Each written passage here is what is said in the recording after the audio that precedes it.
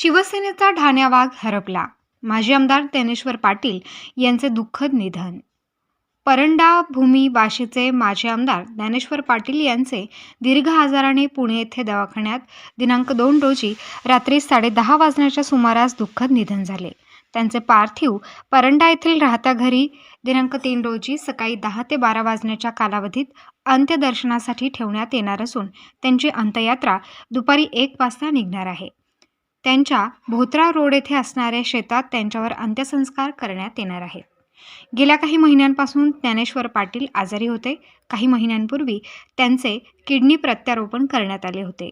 3-4 दिवसांपूर्वी तब्येत ठीक नसल्यामुळे पुणे येथे ते उपचारांसाठी गेले होते. उपचारादरम्यान त्यांनी अखेरचा श्वास घेतला. त्यांच्या जाण्याने जिल्हाभरात शोककळा पसरली असून सर्वत्र हळहळ व्यक्त केली जात आहे.